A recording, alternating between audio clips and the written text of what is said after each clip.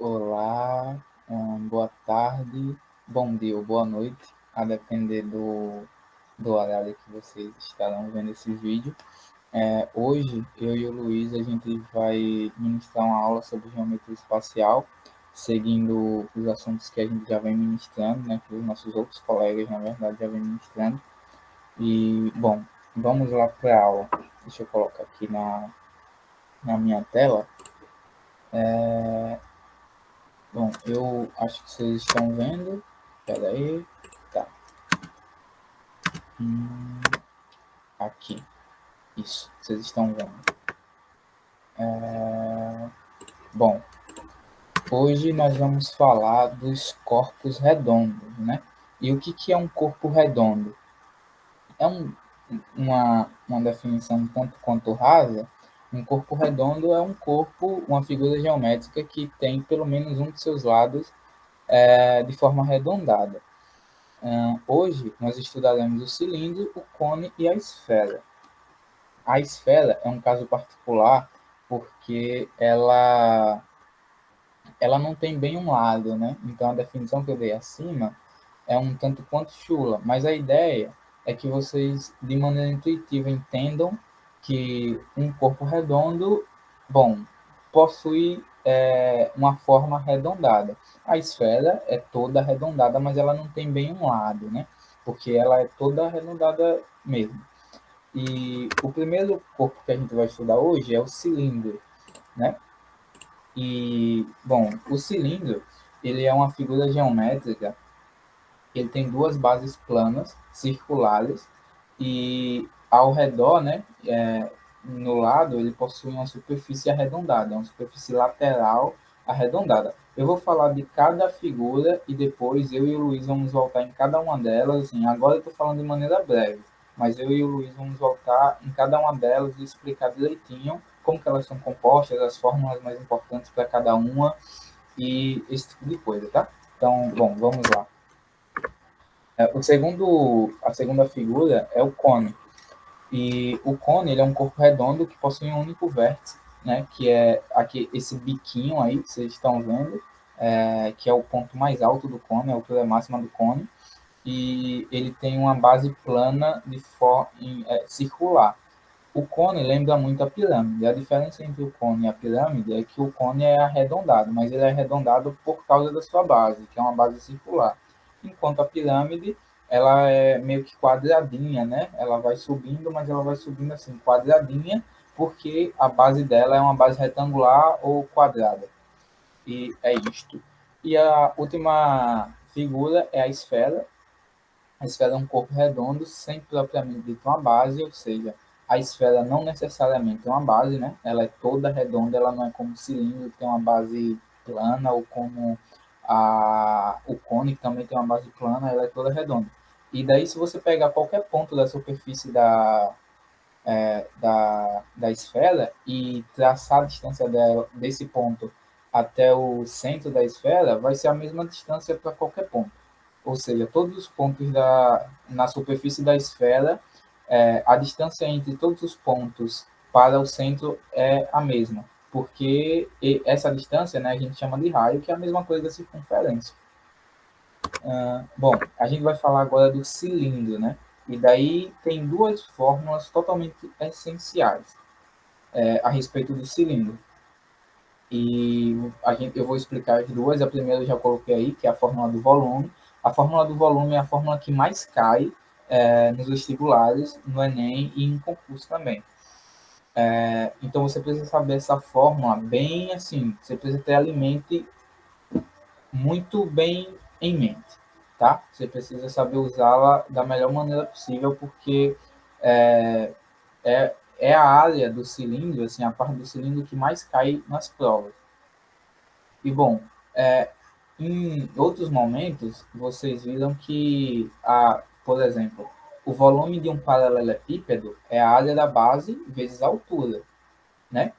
E o cilindro segue esse mesmo padrão de fórmulas de volume, área da base vezes a altura. A diferença em relação ao cilindro é que a área da base de um cilindro é circular.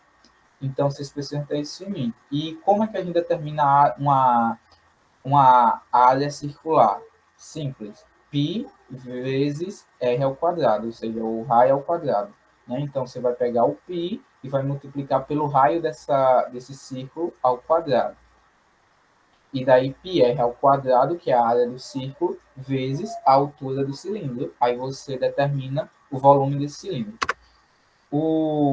A outra fórmula muito importante que vocês precisam ter em mente, não cai tanto quanto a fórmula do cilindro, mas é importante vocês, é bom que vocês saibam, a área da superfície do cilindro. Essa fórmula que está aí é a área total. Existem questões que, vez ou outra, tu pede só a área da base de cima ou a área da base de baixo, ou então só a área circular, ou melhor, só a área lateral.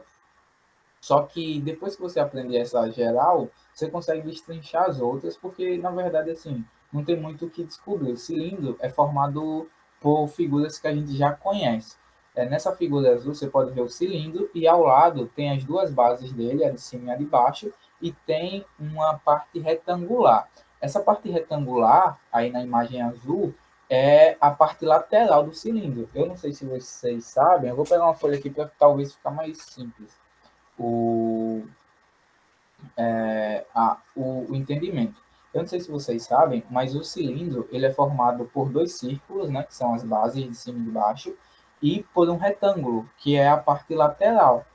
Quando a gente pega um cilindro, a gente não vê muito esse retângulo. Mas eu vou pegar uma folha aqui de papel, ó, deixa eu mostrar para vocês como é que funciona essa ideia. Vou mostrar bem rápido. Vocês têm aqui ó, uma folha de papel, tá vendo? E daí, tipo, isso aqui é um retângulo, né? Uma folha chamex normal retangular. Aí o que que acontece? Como é que a parte lateral do cilindro é formada? Você pega um retângulo e coloca as pontas dele, né, de maneira arredondada. Então você vai fazer assim, ó. Vou fazer aqui para vocês verem.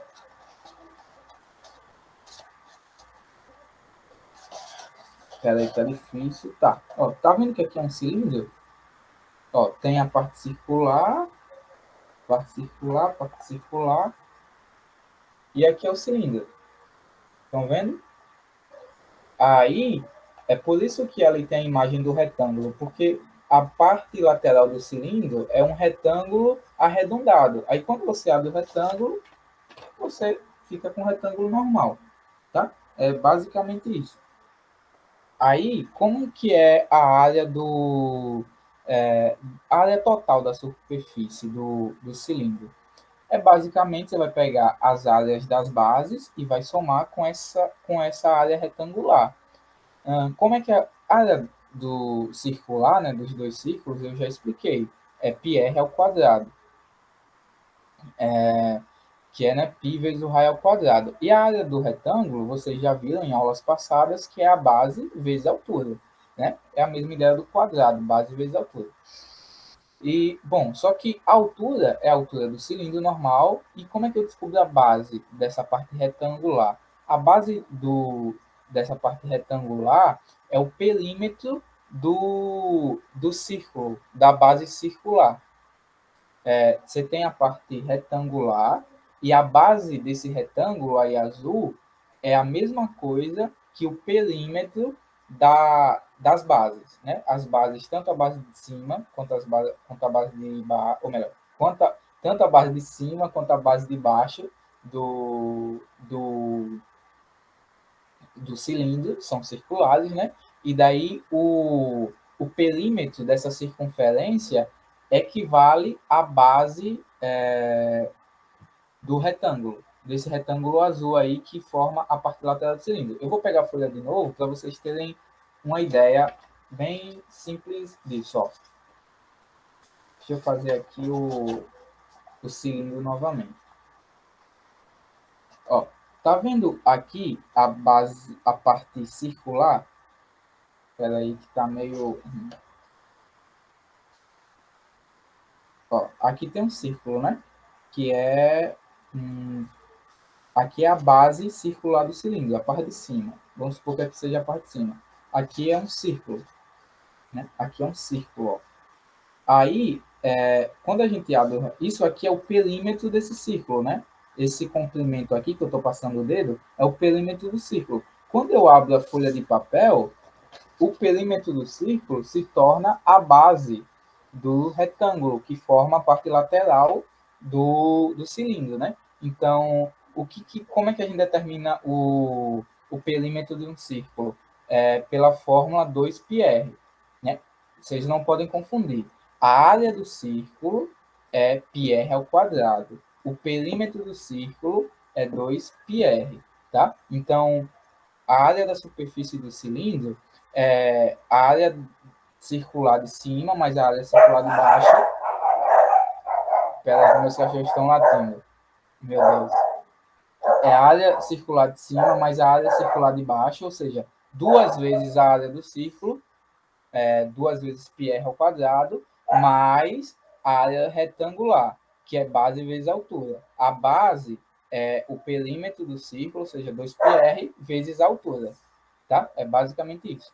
Aí a gente vai fazer uma questão agora, que é uma questão do concurso, de um concurso, né, pela banca Cesgran Rio. E, bom, é uma questão que envolve muita coisa, ela é bem legal de fazer e a gente vai resolver. Ela envolve muita coisa, mas é simples também, tá? Nada de, assim, de muita preocupação. Então, vamos lá fazer ela. Bom, o enunciado diz assim, ó, um recipiente com forma de um cilindro reto, cujo diâmetro da base mede 40 centímetros e a altura 10, ou melhor, 100 sobre π centímetros, armazena um certo líquido que ocupa 40% de sua capacidade. Tá? O volume do líquido contido nesse recipiente é, em litros, aproximadamente igual a... Tá, bom, o que ele está dizendo aqui nessa questão? Ele está dizendo que existe um recipiente onde o diâmetro da base desse recipiente é um recipiente em forma de cilindro. E o diâmetro da base desse cilindro é 40 centímetros. E a altura é 100 sobre π centímetro. Tá. Aí ele diz que dentro desse recipiente existe um líquido que ocupa 40% do volume desse recipiente. Ou seja, o recipiente tem um certo volume lá total, né? Então, vamos supor que o volume total desse recipiente seja 100 litros. Então, o recipiente consegue armazenar 100 litros. Só que ele está dizendo que existe um líquido dentro desse recipiente que está ocupando não os 100%, mas apenas 40% de todo o volume do recipiente. Então, se o recipiente consegue armazenar 100 litros e o líquido, na verdade, só corresponde a 40% do total, então o líquido equivale a 40 litros, né? Porque 40% de 100 é 40. Entenderam? Eu vou repetir para ficar claro. Existe um recipiente e daí ele tem um volume total lá. E existe um líquido dentro desse recipiente que do volume total ele só está ocupando 40%. Então a gente tem que descobrir primeiro quanto que é o volume total. Depois de descobrir quanto que é o volume total, porque os dados que ele nos dá, né, o raio e a altura, ele dá o diâmetro, mas a partir do diâmetro a gente vai achar o raio, tá? Aí, tipo, a partir do raio e da altura, a gente consegue determinar quanto que é o volume total desse recipiente. Mas, na verdade, ele está dizendo que o líquido só ocupa 40% desse volume total. Então, a gente tem que descobrir quanto é o volume total e depois determinar quanto que é 40% desse volume total. Vocês entenderam? Tá, beleza. Aí uma informação importante na questão. Ele está pedindo em litros, tá? O volume tem que ser em litros. Então vamos lá resolver a questão. Deixa eu passar aqui. Tá. Bom, aí os dados, né? Ele dá o diâmetro, e o diâmetro é duas vezes o raio. Então, se o diâmetro é duas vezes o raio é o diâmetro sobre 2. Então, se o diâmetro é 40 centímetros, o raio é 20 centímetros. E ele dá a altura, que é 100 sobre π centímetros. Tá. Aí depois dos dados, a gente vai usar a fórmula do cilindro, né? E para descobrir quanto que é o volume total do recipiente. Bom, substituindo os valores, né? Mas vamos para a fórmula primeiro. A fórmula é πr ao quadrado vezes a altura, como eu já tinha explicado. E daí, pegando os dados que ele nos deu e colocando na fórmula, a gente fica com π vezes o raio ao quadrado vezes a altura. Só que a altura é 100 sobre π. É por isso que tem esse π aqui, ó, né? Embaixo, dividindo. Porque a altura é 100 sobre π. Então, é π vezes 20 ao quadrado, que é o raio, vezes a altura. E a altura é 100 sobre π. Aí eu vou cortar o π com outro π. 20 ao quadrado é 400. Aí fica 400 vezes 100, que dá 40 mil centímetros cúbicos. Tá, esse é o volume total do recipiente. Só que a gente não quer o volume total do recipiente. Ele quer o volume, a questão está pedindo, como vocês podem ver no enunciado, o volume do líquido contido nesse recipiente. E o líquido que está no recipiente equivale a 40% do volume total do recipiente. Então, se o volume total é 40 mil centímetros cúbicos, a gente precisa descobrir quanto que é 40% desses 40 mil centímetros cúbicos, tá? Entendemos? Vamos lá descobrir agora essa parte. Vocês podem fazer essa parte por regra 3, né? 40% de 40 mil. A regra 3, eu não coloquei aí, eu já adiantei para a gente não gastar muito tempo nessa explicação, mas a regra 3, vocês prestem atenção aqui, porque eu vou explicar como que vai ficar essa regra 3. O volume total é 40 mil centímetros cúbicos, ou seja, 100% é 40 mil centímetros cúbicos, né? O total é o 100%. Então, você vai colocar assim, quando se você quiser fazer por regra 3, você vai colocar 100% tá, para 40 mil centímetros cúbicos e 40% tá para X centímetros cúbicos. Aí você vai fazer regra de 3, né, tipo meio pelos extremos, vai isolar o X e você vai descobrir que o X, que é quanto que equivale 40% de 40 mil centímetros cúbicos, é 16 mil centímetros cúbicos, né? Aí, beleza, a gente achou. Esse é o volume do líquido que está no recipiente. O volume total do recipiente é 40 mil centímetros cúbicos e o líquido é 40% desses 40 mil. E 40% de 40 mil é 16 mil. Tá, beleza, fechamos. Só que lembra que eu falei que tem uma informação muito importante na questão, que é, ele não quer o líquido, esses 40%, em centímetros cúbicos. A gente descobriu em centímetros cúbicos, mas ele não quer em centímetros cúbicos. Ele pergunta em litros. Isso é muito importante. Aí a gente vai transformar 16 mil centímetros cúbicos em litros agora.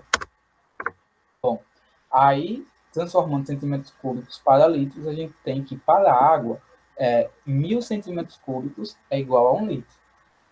Então, aqui a gente pode fazer outra regra 3. Eu não quis fazer regra 3 para a gente não perder muito tempo, mas você pode fazer em casa e eu vou dizer como é que vai ficar essa regra 3. Você vai colocar 1.000 centímetros cúbicos está para 1 litro, 16 mil centímetros cúbicos está para X. Aí você vai fazer meio pelos extremos, vai isolar o X e vai descobrir que 16 mil centímetros cúbicos é igual a 16 litros. Porque se 1.000 centímetros cúbicos é 1 litro, 16 mil é 16 litros. 16 mil centímetros cúbicos é 16 litros, tá? Bom, uma dica que eu dou para vocês é que vocês precisam, mais uma vez, eu vou voltar aqui na questão para vocês verem o que a gente fez. A gente utilizou fórmula de volume, a gente utilizou porcentagem e a gente utilizou mudança de unidade. Então, vocês precisam aprender essas três coisinhas, né? O assunto é sobre cilindro, mas em questões de vestibulares, Enem, sempre cai um detalhe a mais que vocês precisam saber. Então, saber porcentagem, saber transformar unidade, isso é muito importante. E se vocês não tiverem isso assim na ponta do lápis, é bom dar uma revisada, tá? Bom, a gente vai mandar, sim, aí conclusão, né? Bom, 40% do volume do cilindro equivale a 16 litros, que é do que a gente queria, e a alternativa certa é a letra A. Aí, tem essa outra questão aqui, que é do Enem, mas eu não vou fazer com vocês, eu vou deixar para que vocês façam essa questão. Ela tem a resolução aqui, ó, tudo está feita a resolução, só que daí, assim, vocês fazem sem a resolução, e tentam fazer sem a resolução, e depois vocês, enfim, vê lá se vocês fizeram certo.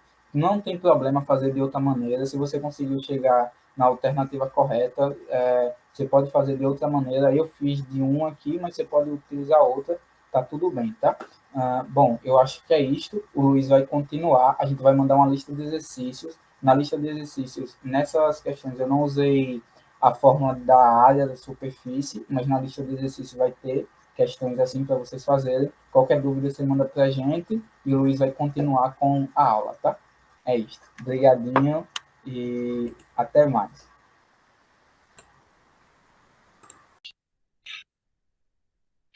Boa noite, pessoal. Eu sou o Luiz e agora eu vou dar continuidade ao nosso estudo da geometria plana. O que a gente vai estudar agora é o cone. O cone, ele é um corpo redondo que possui a base circular e é construído a partir da rotação de um triângulo. A gente pode imaginar como se tivesse um compasso, e aí as perninhas do compasso, elas seriam o lado do cone, e a circunferência que ela risca no papel é a base do cone.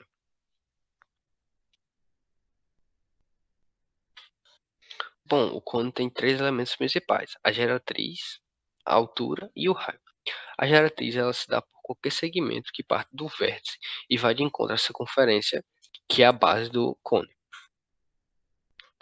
A altura é o segmento que parte do vértice e vai de encontro ao centro da circunferência. E o raio é simplesmente o raio da base.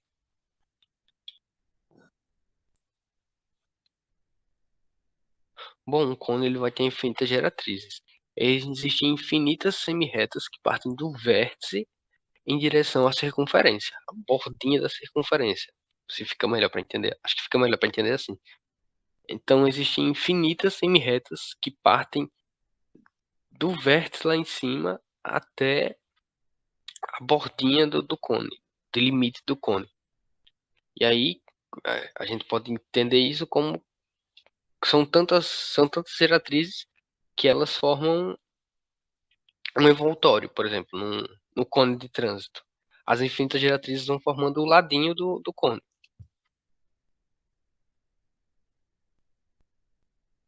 Bom, sabendo agora dos elementos de um cone, a gente pode classificar ele.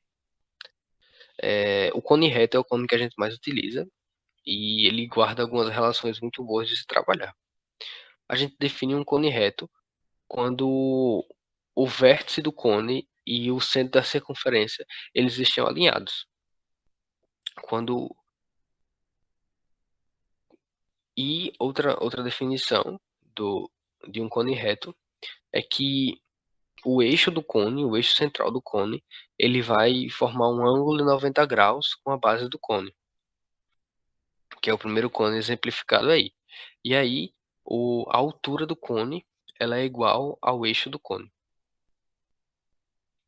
Ela coincide, perdão, a altura do cone, ela coincide com o eixo do cone. Já o cone oblíquo, ele é diferente do cone reto, ele não guarda relações muito fáceis de se trabalhar e a gente não vai conseguir encontrar fórmulas prontas para trabalhar com cone oblíquo. Até por isso, em questões, o cone oblíquo não se pede para calcular a área, volume do cone oblíquo, porque é, ele não é tão fácil de trabalhar como o cone reto. Ele ocorre quando o vértice e o centro da circunferência não estão alinhados, ou seja, o eixo do cone não é perpendicular à, à base do cone. Não vai se formar um ângulo de 90 graus entre o eixo do cone e a base do cone. Será um ângulo diferente de 90 graus. E aí, as geratrizes que eram todas iguais no cone reto, elas passam a ser diferentes. Podem existir geratrizes maiores, geratrizes menores. Então, as geratrizes não serão congruentes. O cone equilátero, ele é uma derivação, um caso específico do cone reto. Então, para um cone ser equilátero, ele precisa primeiramente ser um cone reto. Sendo um cone reto, o cone equilátero é aquele cone reto que tem a geratriz igual ao diâmetro. Repetindo, o cone equilátero, ele é uma forma específica do cone reto. Então, o cone equilátero é um cone reto que tem sua geratriz igual ao seu diâmetro. E Reforçando, o diâmetro seria 2 vezes o raio da base desse cone. Bom, eu disse que o cone reto, ele tem o seu eixo principal e sua base, eles formam um ângulo de 90 graus. Quando a gente ouve ângulo de 90 graus, a gente já pensou logo em utilizar Pitágoras. E sim, a gente vai poder utilizar aqui. Eu posso desmembrar, né, puxar aqui o triângulo, que é formado entre a altura, o raio e a geratriz. E como é um triângulo retângulo, com ângulo 90 graus, a gente pode utilizar o teorema de Pitágoras. Puxando o teorema de Pitágoras, a gente tem que a geratriz de um cone reto é dada por a geratriz ao quadrado é igual a altura ao quadrado mais o raio ao quadrado. Bom, agora a gente pode fazer a mesma análise para o cone equilátero. Primeiro, ele vai guardar essa mesma relação. A geratriz do cone equilátero ao quadrado é igual à altura ao quadrado mais o raio, que a gente coloca aqui como r para não se confundir, ao quadrado. Só que aí, como a gente sabe que a geratriz é igual ao diâmetro, a gente pode descobrir outra relação essa específica para o cone equilátero. A gente sabe que a geratriz de um cone equilátero é igual ao diâmetro. A gente também sabe que o diâmetro é igual a 2 vezes o raio. Então a geratriz vai ser igual a 2 vezes o raio. E agora a gente aplica o teorema de Pitágoras. Bom, substitui o G de geratriz por 2R, porque a gente sabe que equivale a isso. E aí a gente vai desenvolvendo essa parte até chegar ao fim da equação. A altura ela vai ser dada pela raiz de 3r ao quadrado, só que aí a gente sabe que a raiz de r ao quadrado é r, então a altura de um cone equilátero ela é dada por raiz de 3 vezes o raio. Só uma observação, essa relação ela só vale para um cone equilátero, pois é o único cone que vai ter a sua geratriz igual ao diâmetro. Ela só vale para o cone equilátero. Bom, e agora para a gente entender mais um pouco e conseguir trabalhar com a área e com o volume, a gente pode planificar esse cone. A base, ela é uma circunferência, então a gente planifica ela com a circunferência. E a área lateral, ela fica planificada dessa forma que está apresentada na imagem.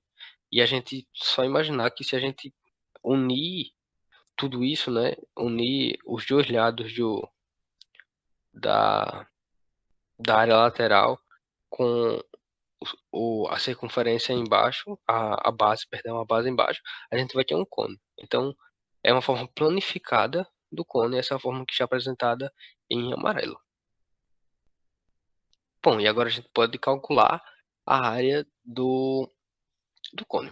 A gente vai calcular a área do cone a partir da área da base e da área lateral. A área da base é a área de uma circunferência, que é πr ao quadrado. Então, a área da base é πr ao quadrado. A área lateral, ela é a área de um setor circular. Eu acho que foi até que eu que dei esse assunto um tempo atrás. Então, a área lateral é igual a πr vezes o lado desse setor circular, que no nosso caso é a geratriz. Então, a área lateral é igual a πr vezes a geratriz. E assim, a área total vai ser a soma da área da base mais a área lateral. E aí, na soma, a gente tem que a área total é igual a πr ao quadrado mais πr vezes a geratriz. Simplificando, a área do cone é dada por π vezes r vezes g mais r. Lembrem que o que está dentro do parênteses ele tem que ser feito primeiramente. Essa soma tem que ser feita primeiramente. Aí sim que você pode multiplicar com o que está de fora do parênteses. Bom, o volume de um cone ele é dado por a sua área da base vezes a altura sobre 3. Sabendo que a área da base é a área de uma circunferência, πr ao quadrado, o volume do cone é V igual a πr ao quadrado vezes a altura sobre 3. Bom, agora a gente vai fazer uma questão para fixar um pouco desse assunto que a gente viu agora. Eu peguei essa questão do Enem de 2011 e ela diz que Célia é uma confeiteira renomada na pequena cidade onde ela mora. Ela herdou de sua avó uma receita de brigadeiro que faz muito sucesso. Os ingredientes da receita enchem sempre uma panela, de forma cilíndrica, com 40 centímetros de altura e 30 centímetros de diâmetro. Para inovar e atrair mais clientes, em vez de vender os brigadeiros na forma de bolinhas, Célia tem feito brigadeiros em forma de cones. Para isso, ela utiliza forminhas cônicas de 5 centímetros de altura e raio da base de 1,5 cm. E aí, ele quer saber, a cada receita, quantos cones de brigadeiro Célia consegue produzir. Se você quiser, você pode parar o vídeo aqui, tentar responder, e logo após já o play, né? Porque é, eu vou responder, e se você quiser tentar antes, pode fazer isso. Então, vou lá para a resolução agora.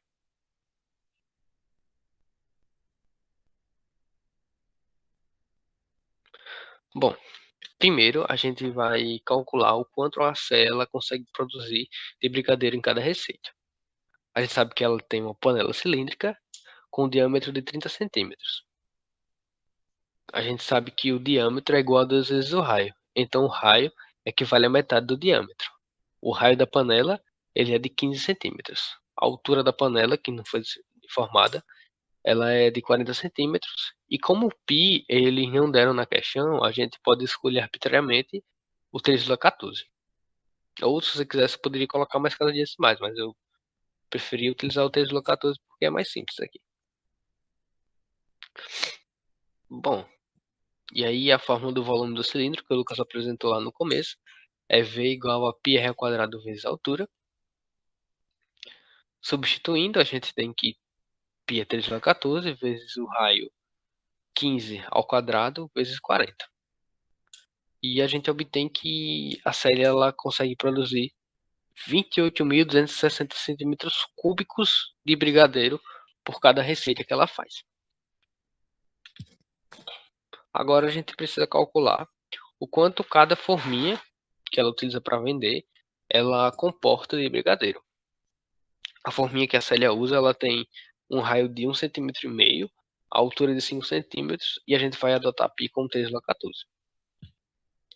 Sabendo a fórmula do cone, que o volume de um cone ele é igual a πr ao quadrado vezes h sobre 3, a gente substitui na fórmula os valores e encontra que cada forminha que a Célia utiliza, ela comporta 11,775 centímetros cúbicos de brigadeiro. Bom, para a gente saber quantas unidades a Célia consegue produzir, por vez, basta a gente dividir toda a quantidade total de brigadeiro produzido por quanto, perdão, eu me atrapalhei. Para a gente saber quantas unidades a Célia produz por vez, é só a gente dividir o total de brigadeiro produzido por o quanto cada forminha pega de brigadeiro. Tá escrito aí, se vocês não entenderam. As unidades produzidas, elas são igual ao brigadeiro produzido, o total da panela, sobre o brigadeiro que vai em cada forminha. Acho que deu para coisa agora. Me desculpem pelo atrapalhamento. Bom, e aí a gente vai dividir e vai ver que a Célia produz 2.400 unidades de brigadeiro por cada panela que ela faz. Então, a resposta correta é a letra C, 2.400 unidades. E agora a gente vai para o estudo da esfera. A esfera está definida como um conjunto de pontos que estão a distância igual ou menor que a distância entre o raio e a origem. Parece confuso, né? Eu vou ler. É o conjunto de pontos que estão a distância igual ou menor que a distância entre o raio e a origem. Simplificadamente, o raio ele é o segmento de reta que parte do centro até a borda da esfera. Então, a esfera é tudo aquilo compreendido entre a parte externa, que é o raio, parte externa não, perdão, a borda, que é o raio, porque ele diz que é igual, e menor. Tudo que está entre o raio, a bordinha do raio e o centro.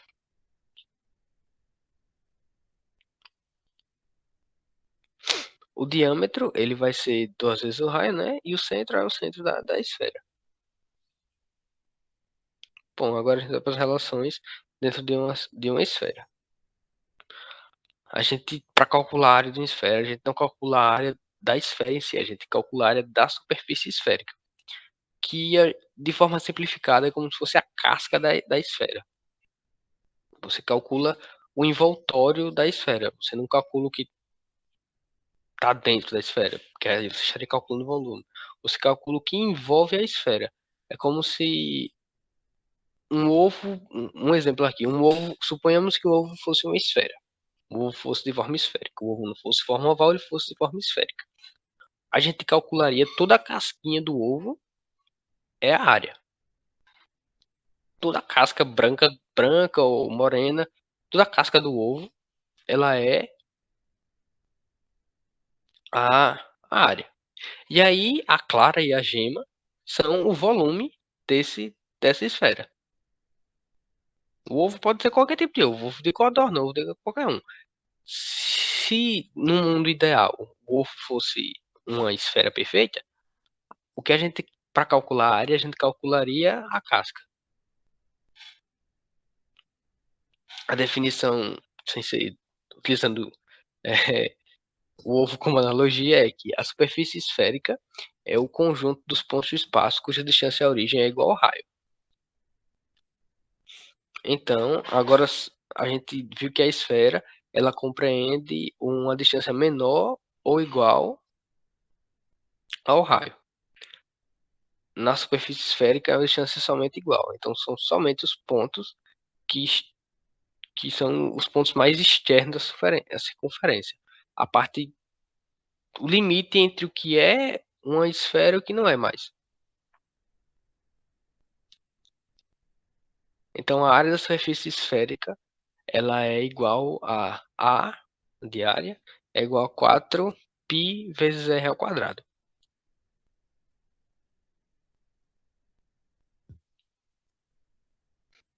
O volume da esfera é o que tem dentro da esfera, a parte, meio que a parte interna da esfera, o que essa esfera comporta.